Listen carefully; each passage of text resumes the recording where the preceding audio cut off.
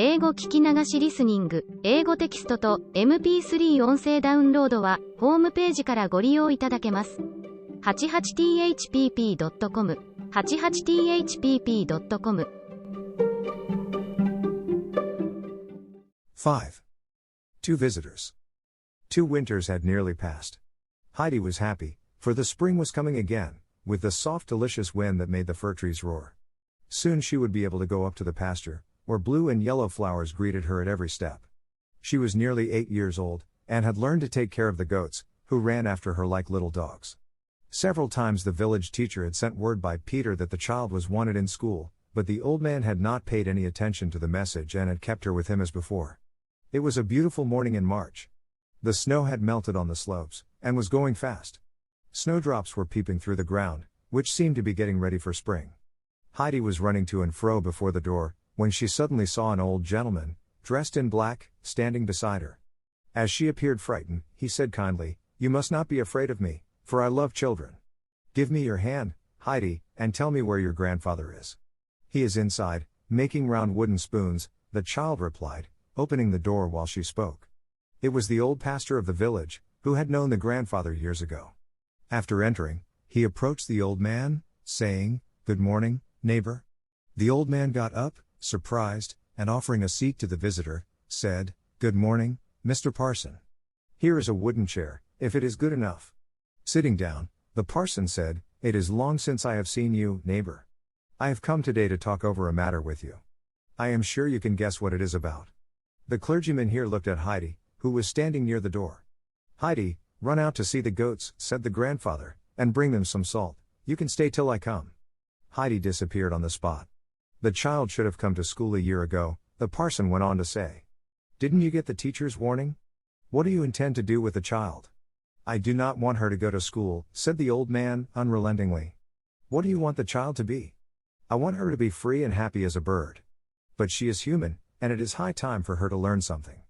I have come now to tell you about it, so that you can make your plans. She must come to school next winter, remember that." "I shan't do it, pastor," was the reply. "Do you think there is no way?" The clergyman replied, a little hotly. "You know the world, for you have traveled far. What little sense you show. You think I am going to send this delicate child to school in every storm and weather?" The old man said excitedly. "It is a 2 hours' walk, and I shall not let her go, for the wind often howls so that it chokes me if I venture out. Did you know Adelheid, her mother? She was a sleepwalker, and had fainting fits. Nobody shall compel me to let her go, I will gladly fight it out in court." "You are perfectly right," said the clergyman kindly. "You could not send her to school from here. Why don't you come down to live among us again? You are leading a strange life here. I wonder how you can keep the child warm in winter. She has young blood and a good cover. I know where to find good wood, and all winter I keep a fire going. I couldn't live in the village, for the people there and I despise each other. We had better keep apart." "You are mistaken, I assure you. Make your peace with God, and then you'll see how happy you will be." The clergyman had risen, and holding out his hand, he said cordially, "I shall count on you next winter, neighbor. We shall receive you gladly, reconciled with God and man." But the uncle replied firmly, while he shook his visitor by the hand, "Thank you for your kindness, but you will have to wait in vain." "God be with you," said the parson, and left him sadly. The old man was out of humor that day, and when Heidi begged to go to the grandmother, he only growled, "Not today." Next day they had hardly finished their dinner, when another visitor arrived. It was Heidi's Aunt Detta. She wore a hat with feathers and a dress with such a train that it swept up everything that lay on the cottage floor. While the uncle looked at her silently, Detta began to praise him and the child's red cheeks. She told him that it had not been her intention to leave Heidi with him long, for she knew she must be in his way. She had tried to provide for the child elsewhere, and at last she had found a splendid chance for her. Very rich relations of her lady, who owned the largest house in Frankfurt, had a lame daughter. This poor little girl was confined to her rolling chair and needed a companion at her lessons. Detta had heard from her lady that a sweet, quaint child was wanted as playmate and schoolmate for the invalid. She had gone to the housekeeper and told her all about Heidi. The lady, delighted with the idea, had told her to fetch the child at once. She had come now, and it was a lucky chance for Heidi, for one never knew what might happen in such a case, and who could tell have you finished? The old man interrupted her at last. "Why, one might think I was telling you the silliest things. There is not a man in Prattingen who would not thank God for such news.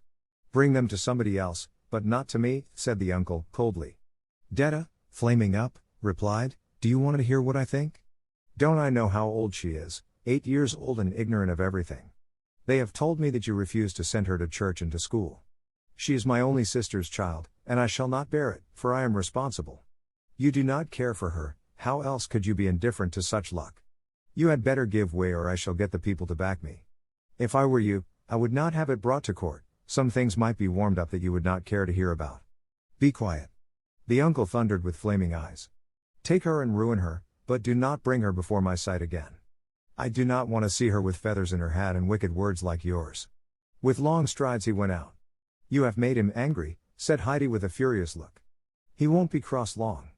But come now, where are your things? Asked Detta. I won't come, Heidi replied. What? Detta said passionately. But changing her tone, she continued in a more friendly manner, come now, you don't understand me. I am taking you to the most beautiful place you have ever seen.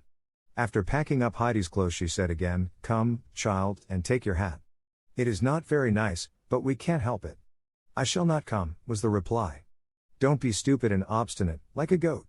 Listen to me. Grandfather is sending us away and we must do what he commands, or he will get more angry still. You'll see how fine it is in Frankfurt.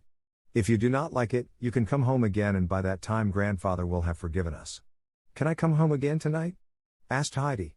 Come now, I told you you could come back. If we get to Meienfeld today, we can take the train tomorrow. That will make you fly home again in the shortest time. Holding the bundle, Detta led the child down the mountain. On their way they met Peter, who had not gone to school that day. The boy thought it was a more useful occupation to look for hazel rods than to learn to read, for he always needed the rods. He had had a most successful day, for he carried an enormous bundle on his shoulder. When he caught sight of Heidi and Detta, he asked them where they were going. I am going to Frankfurt with Aunt Detta, Heidi replied, but first I must see grandmother, for she is waiting. Oh no, it is too late. You can see her when you come back, but not now, said Detta, pulling Heidi along with her, for she was afraid that the old woman might detain the child. Peter ran into the cottage and hit the table with his rods. The grandmother jumped up in her fright and asked him what that meant. They have taken Heidi away, Peter said with a groan. Who has, Peter? Where has she gone? The unhappy grandmother asked. Brigitte had seen Detta walking up the footpath a short while ago and soon they guessed what had happened. With a trembling hand the old woman opened a window and called out as loudly as she could, Detta, Detta, don't take the child away. Don't take her from us. When Heidi heard that she struggled to get free, and said, I must go to grandmother, she is calling me. But Detta would not let her go. She urged her on by saying that she might return soon again. She also suggested that Heidi might bring a lovely present to the grandmother when she came back. Heidi liked this prospect and followed Detta without more ado. After a while she asked, what shall I bring to the grandmother? You might bring her some soft white rolls, Heidi. I think the black bread is too hard for poor grandmother to eat. Yes, I know, Aunt, she always gives it to Peter, Heidi confirmed her. We must go quickly now, we might get to Frankfurt today and I can be back tomorrow with the rolls. Heidi was running now, and Detta had to follow. She was glad enough to escape the questions that people might ask her in the village. People could see that Heidi was pulling her along, so she said, I can't stop. Don't you see how the child is hurrying? We have still far to go. Whenever she heard from all sides, are you taking her with you? Is she running away from the uncle? What a wonder she is still alive. What red cheeks she has, and so on. Soon they had escaped, and had left the village far behind them. From that time on the uncle looked more angry than ever when he came to the village. Everybody was afraid of him, and the women would warn their children to keep out of his sight. He came down but seldom, and then only to sell his cheese and buy his provisions. Often people remarked how lucky it was that Heidi had left him. They had seen her hurrying away, so they thought that she had been glad to go. The old grandmother alone stuck to him faithfully. Whenever anybody came up to her, she would tell them what good care the old man had taken of Heidi. She also told them that he had mended her little house. These reports reached the village, of course, but people only half believed them, for the grandmother was infirm and old. She began her days with sighing again. All happiness has left us with the child. The days are so long and dreary, and I have no joy left. If only I could hear Heidi's voice before I die, the poor old woman would exclaim, day after day. 6. A new chapter with new things. In a beautiful house in Frankfurt lived a sick child by the name of Clara Seesman. She was sitting in a comfortable rolling chair, which could be pushed from room to room. Clara spent most of her time in the study, where long rows of bookcases lined the walls. This room was used as a living room, and here she was also given her lessons. Clara had a pale, thin face with soft blue eyes, which at that moment were watching the clock impatiently. At last she said, "Oh, Miss Rottenmeier, isn't it time yet?" The lady so addressed was the housekeeper, who had lived with Clara since Mrs. Seesman's death. Miss Rottenmeier wore a peculiar uniform with a long cape, and a high cap on her head. Clara's father, who was away from home a great deal, left the entire management of the house to this lady, on the condition that his daughter's wishes should always be considered. While Clara was waiting, Detta had arrived at the front door with Heidi. She was asking the coachman who had brought her if she could go upstairs. "That's not my business," grumbled the coachman. "You must ring for the butler." Sebastian, the butler, a man with large brass buttons on his coat, soon stood before her. "May I see Miss Rottenmeier?" Detta asked. "That's not my business," the butler announced. "Ring for Tinette, the maid." With that, he disappeared. Detta, ringing again, saw a girl with a brilliant white cap on her head, coming down the stairway. The maid stopped halfway down and asked scornfully, "What do you want?" Detta repeated her wish again. Tinette told her to wait while she went upstairs, but it did not take long before the two were asked to come up. Following the maid, they found themselves in the study. Detta held on to Heidi's hand and stayed near the door. Miss Rottenmeier, slowly getting up, approached the newcomers. She did not seem pleased with Heidi, who wore her hat and shawl and was looking up at the lady's headdress with innocent wonder. "What is your name?" the lady asked. "Heidi," was the child's clear answer. "What? Is that a Christian name? What name did you receive in baptism?" inquired the lady again. "I don't remember that anymore," the child replied. "What an answer! What does that mean?" said the housekeeper, shaking her head.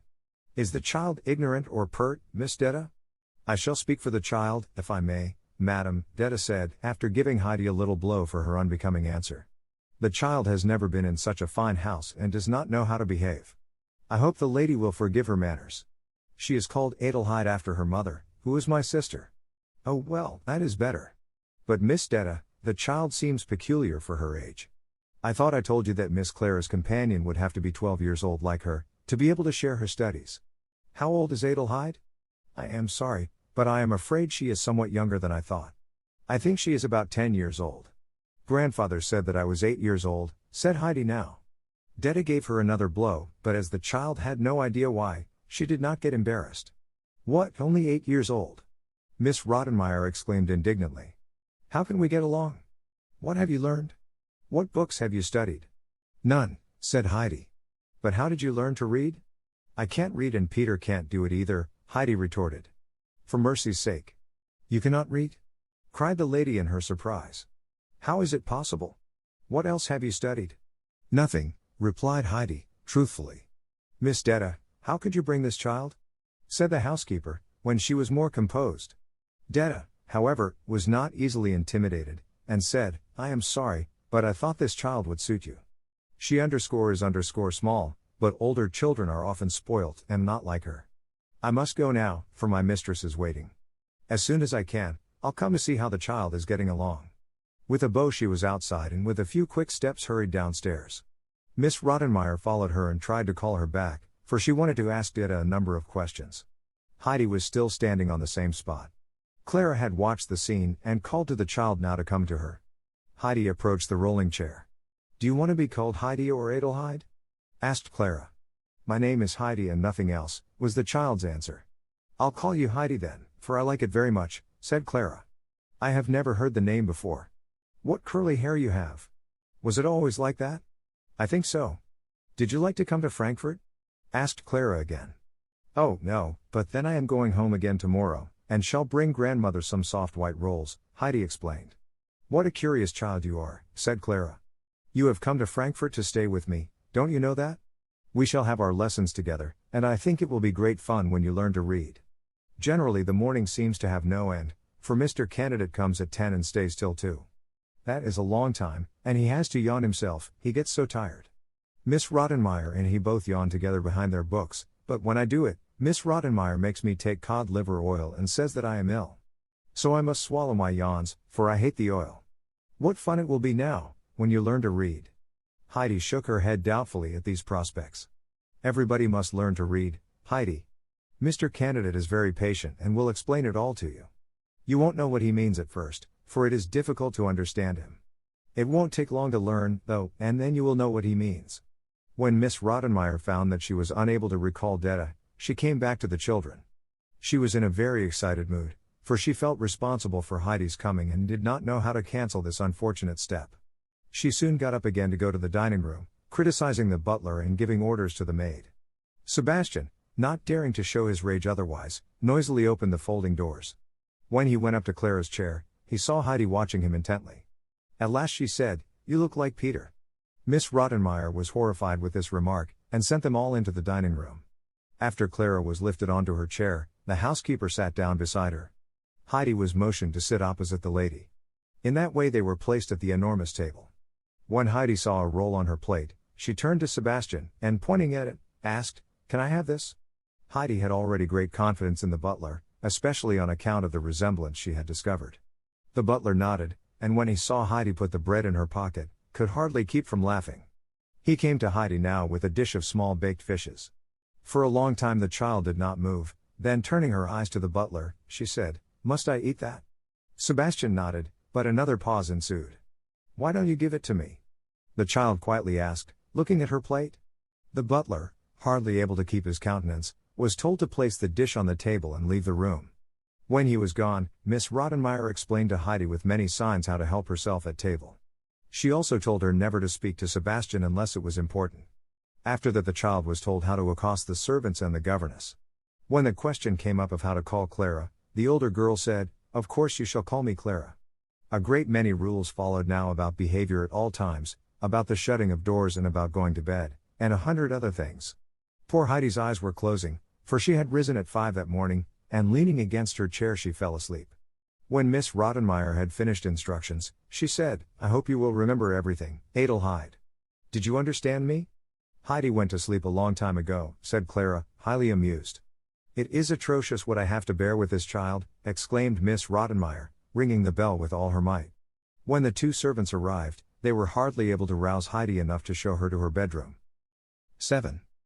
Miss Rottenmeier has an uncomfortable day. When Heidi opened her eyes next morning, she did not know where she was. She found herself on a high white bed in a spacious room.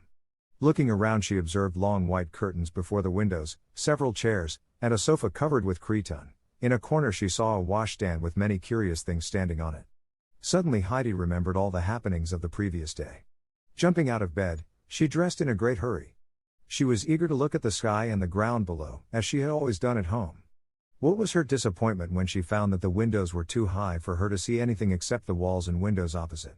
Trying to open them, she turned from one to the other, but in vain. The poor child felt like a little bird that is placed in a glittering cage for the first time. At last she had to resign herself, and sat down on a low stool, thinking of the melting snow on the slopes and the first flowers of spring that she had hailed with such delight. Suddenly Tinette opened the door and said curtly, "Breakfast's ready."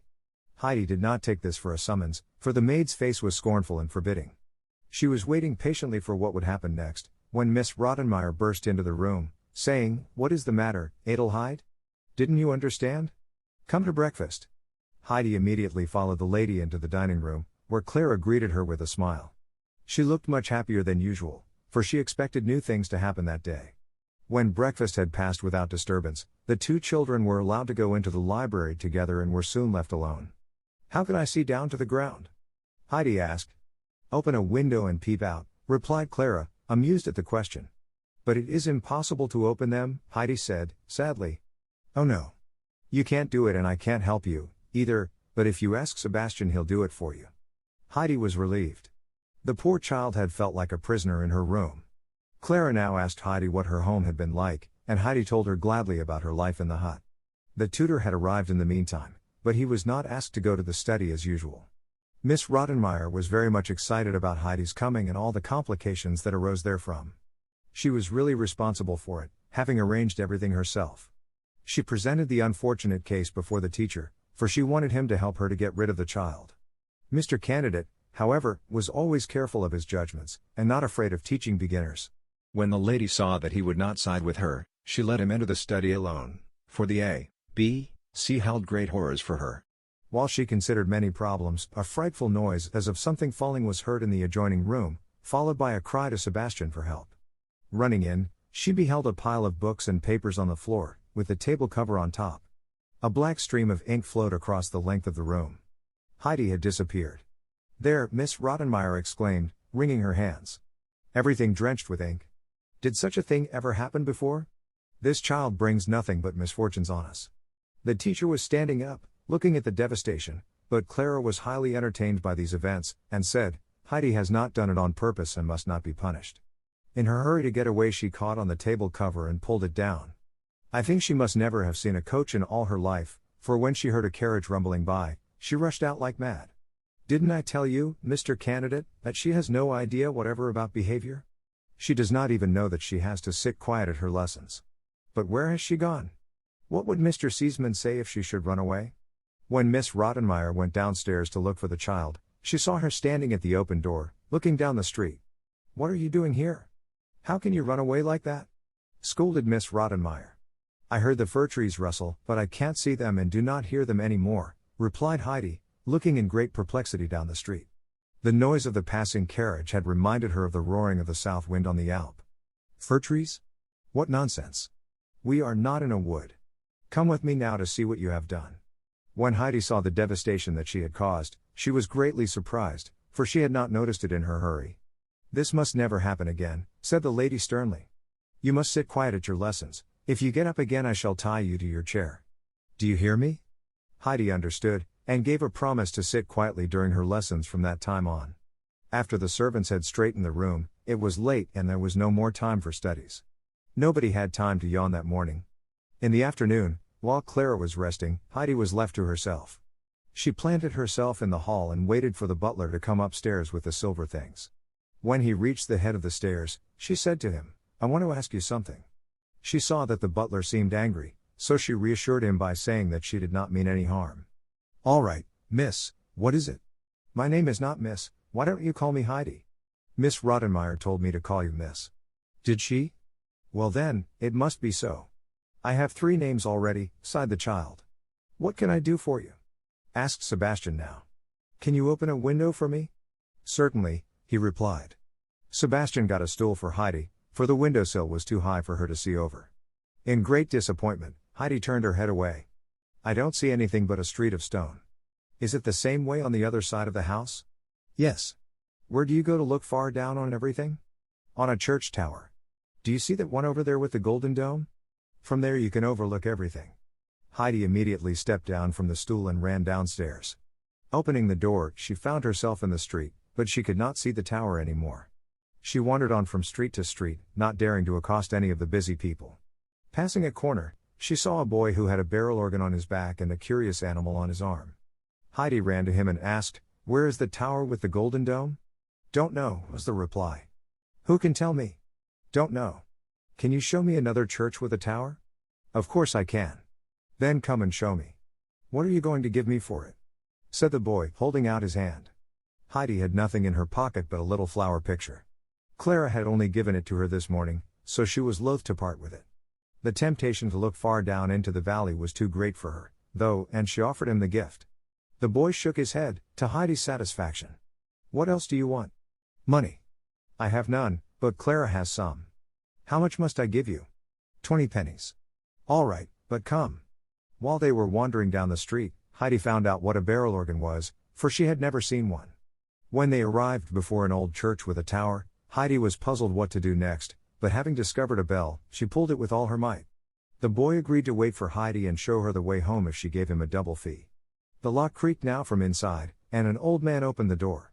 In an angry voice, he said, "How do you dare to ring for me? Can't you see that it is only for those who want to see the tower?" "But I do," said Heidi. "What do you want to see? Did anybody send you?" asked the man. "No, but I want to look down from up there." "Get home and don't try it again." With that the tower keeper was going to shut the door, but Heidi held his coattails and pleaded with him to let her come. The tower keeper looked at the child's eyes, which were nearly full of tears. "All right, come along, if you care so much," he said, taking her by the hand. The two climbed up now many, many steps, which got narrower all the time. When they had arrived on top, the old man lifted Heidi up to the open window. Heidi saw nothing but a sea of chimneys, roofs and towers, and her heart sank. "Oh, dear, it's different from the way I thought it would be," she said. There. What could such a little girl know about a view? We'll go down now and you must promise never to ring at my tower anymore. On their way they passed an attic, where a large gray cat guarded her new family in a basket.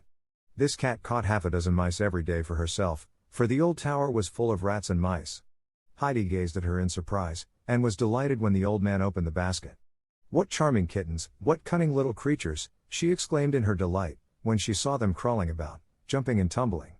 Would you like to have one? The old man asked. For me? To keep? Heidi asked, for she could not believe her ears. Yes, of course. You can have several if you have room for them, the old man said, glad to find a good home for the kittens. How happy Heidi was. Of course there was enough room in the huge house, and Clara would be delighted when she saw the cunning things. How can I take them with me? The child asked, after she had tried in vain to catch one. I can bring them to your house, if you tell me where you live, said Heidi's new friend, while he caressed the old cat, who had lived with him many years. Bring them to Mr. Seesman's house, there is a golden dog on the door, with a ring in his mouth. The old man had lived in the tower a long time and knew everybody. Sebastian also was a special friend of his. I know, he said. But to whom shall I send them? Do you belong to Mr. Seesman? No. Please send them to Clara, she will like them, I am sure. Heidi could hardly tear herself away from the pretty things, so the old man put one kitten in each of her pockets to console her. After that she went away. The boy was waiting patiently for her, and when she had taken leave of the tower keeper, she asked the boy, Do you know where Mr. Seesman's house is? No, was the reply. She described it as well as she could, till the boy remembered it. Off they started, and soon Heidi found herself pulling the doorbell. When Sebastian arrived he said, Hurry up. Heidi went in, and the boy was left outside, for Sebastian had not even seen him. Come up quickly, little miss, he urged. They are all waiting for you in the dining room. Miss Rottenmeier looks like a loaded cannon. How could you run away like that? Heidi sat down quietly on her chair. Nobody said a word, and there was an uncomfortable silence. At last Miss Rottenmeier began with a severe and solemn voice, I shall speak with you later, Adelheid. How can you leave the house without a word? Your behavior was very remiss. The idea of walking about till so late. Meow. Was the reply. I didn't, Heidi began meow. Sebastian nearly flung the dish on the table, and disappeared. This is enough, Miss Rottenmeier tried to say, but her voice was hoarse with fury. Get up and leave the room. Heidi got up. She began again. I made meow. Meow. Meow exclamation mark Heidi, said Clara now, why do you always say meow again, if you see that Miss Rottenmeier is angry? I am not doing it, it's the kittens, she explained. What? Cats? Kittens? Screamed the housekeeper. Sebastian, Tinette, take the horrible things away. With that she ran into the study, locking herself in, for she feared kittens beyond anything on earth. When Sebastian had finished his laugh, he came into the room. He had foreseen the excitement, having caught sight of the kittens when Heidi came in.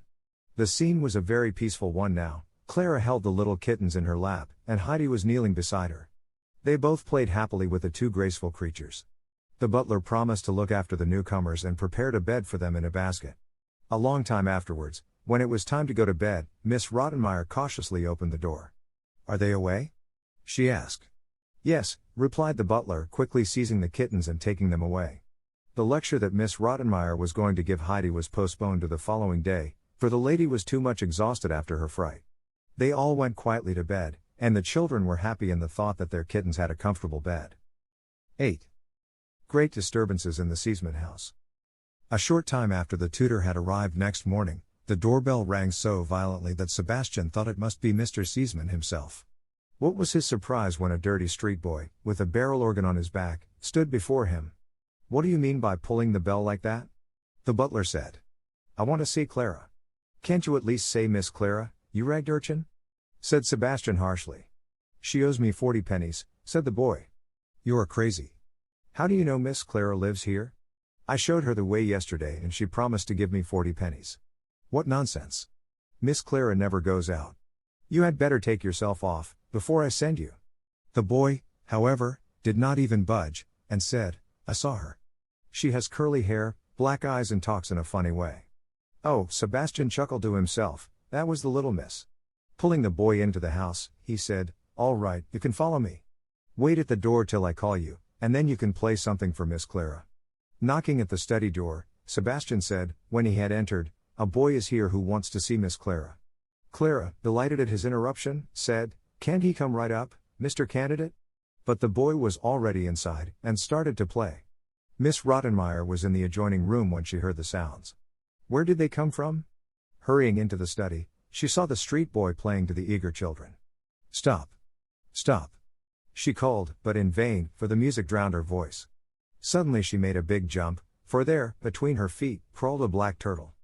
Only when she shrieked for Sebastian could her voice be heard. The butler came straight in, for he had seen everything behind the door, and a great scene it had been. Glued to a chair in her fright, Miss Rottenmeier called, "Send the boy away. Take them away." Sebastian obediently pulled the boy after him. Then he said, "Here are 40 pennies from Miss Clara and 40 more for playing. It was well done, my boy." With that he closed the door behind him. Miss Rottenmeier found it wiser now to stay in the study to prevent further disturbances. Suddenly there was another knock at the door. Sebastian appeared with a large basket, which had been brought for Clara. "We had better have our lesson before we inspect it," said Miss Rottenmeier. But Clara, turning to the tutor, asked, "Oh, please, Mr. Candidate, can't we just peep in, to see what it is?" "I am afraid that you will think of nothing else," the teacher began. Just then something in the basket, which had been only lightly fastened, moved, and 1, 2, 3 and still more little kittens jumped out, scampering around the room with the utmost speed. They bounded over the tutor's boots and bit his trousers, they climbed up on Miss Rottenmeier's dress and crawled around her feet. Mewing and running, they caused a frightful confusion. Clara called out in delight, "Oh, look at the cunning creatures, look how they jump. Heidi, look at that one, and oh, see the one over there?" Heidi followed them about, while the teacher shook them off. When the housekeeper had collected her wits after the great fright, she called for the servants. They soon arrived and stored the little kittens safely in the new bed. No time had been found for yawning that day, either. When Miss Rottenmeier, who had found out the culprit, was alone with the children in the evening, she began severely, "Adelheid, there is only one punishment for you. I am going to send you to the cellar, to think over your dreadful misdeeds, in company with the rats." A cellar held no terrors for Heidi, for in her grandfather's cellar fresh milk and the good cheese had been kept, and no rats had lodged there. But Clara shrieked, "Oh, Miss Rottenmeier, you must wait till Papa comes home, and then he can punish Heidi." The lady unwillingly replied, "All right, Clara, but I shall also speak a few words to Mr. Seesman." With those words she left the room. Since the child's arrival everything had been upset, and the lady often felt discouraged, though nothing remarkable happened for a few days. Clara, on the contrary, enjoyed her companion's society, for she always did funny things. In her lesson she could never get her letters straight. They meant absolutely nothing to her, except that they would remind her of goats and eagles. The girls always spent their evenings together, and Heidi would entertain her friend with tales of her former life, till her longing grew so great that she added, "I have to go home now. I must go tomorrow." Clara's soothing words and the prospect of more rolls for the grandmother kept the child. Every day after dinner she was left alone in her room for some hours. Thinking of the green fields at home, of the sparkling flowers on the mountains, she would sit in a corner till her desire for all those things became too great to bear. Her aunt had clearly told her that she might return, if she wished to do so, so one day she resolved to leave for the alm hut. In a great hurry she packed the bread in the red shawl, and putting on her old straw hat, started off.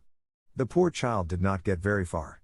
At the door she encountered Miss Rottenmeier, who stared at Heidi in mute surprise. "What are you up to?" she exploded. "Haven't I forbidden you to run away? You look like a vagabond." "I was only going home," whispered the frightened child. "What, you want to run away from this house? What would Mr. Seesman say? What is it that does not suit you here? Don't you get better treatment than you deserve? Have you ever before had such food, service and such a room?" "Answer." "No," was the reply. "Don't I know that?" The furious lady proceeded. "What a thankless child you are, just idle and good for nothing." But Heidi could not bear it any longer. She loudly wailed, "Oh, I want to go home. What will poor Snowhopper do without me? Grandmother is waiting for me every day. Poor Thistlefinch gets blows if Peter gets no cheese, and I must see the sun again when he says good night to the mountains. How the eagle would screech if he saw all the people here in Frankfurt. For mercy's sake, the child is crazy," exclaimed Miss Rottenmeier, running up the stairs. In her hurry she had bumped into Sebastian, who was just then coming down. "Bring the unlucky child up," she called to him, rubbing her head. "All right, many thanks," answered the butler, rubbing his head, too, for he had encountered something far harder than she had. When the butler came down, he saw Heidi standing near the door with flaming eyes, trembling all over. Cheerfully he asked, "What has happened, little one? Do not take it to heart, and cheer up. She nearly made a hole in my head just now, but we must not get discouraged." "Oh, no!" "Come, up with you," she said so. Heidi walked upstairs very slowly. Seeing her so changed, Sebastian said, "Don't give in. Don't be so sad. You have been so courageous till now, I have never heard you cry yet. Come up now, and when the lady's away we'll go and look at the kittens. They are running round like wild." Nodding cheerlessly, the child disappeared in her room. That night at supper Miss Rottenmeier watched Heidi constantly, but nothing happened. The child sat as quiet as a mouse, hardly touching her food, except a little roll.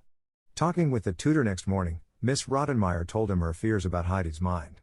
But the teacher had more serious troubles still, for Heidi had not even learned her A, B, C in all this time.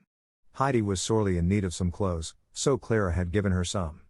Miss Rottenmeier was just busy arranging the child's wardrobe, when she suddenly returned. "Adelheid," she said contemptuously, "what do I find? A big pile of bread in your wardrobe. I never heard the like." "Yes, Clara, it is true." Then, calling Tinette, she ordered her to take away the bread and the old straw hat she had found. "No, don't. I must keep my hat. The bread is for grandmother," cried Heidi in despair. "You stay here, while we take the rubbish away," said the lady sternly. Heidi threw herself down now on Clara's chair and sobbed as if her heart would break. "Now I can't bring grandmother any rolls." "Oh, they were for grandmother," she lamented. "Heidi, don't cry any more," Clara begged. "Listen. When you go home some day, I am going to give you as many rolls as you had, and more. They will be much softer and better than those stale ones you have kept. Those were not fit to eat, Heidi. Stop now, please, and don't cry any more." Only after a long, long time did Heidi become quiet. When she had heard Clara's promise, she cried, "Are you really going to give me as many as I had?"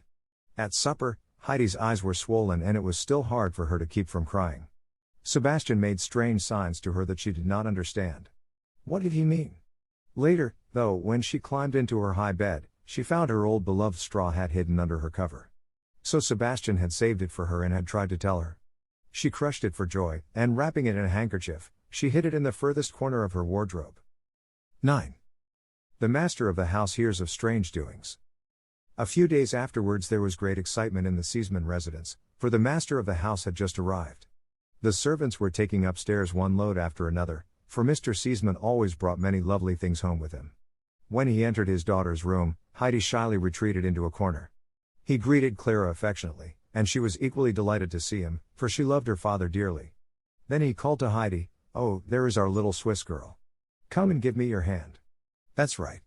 Are you good friends, my girls? Tell me now. You don't fight together, what?" "Oh, no, Clara is always kind to me," Heidi replied.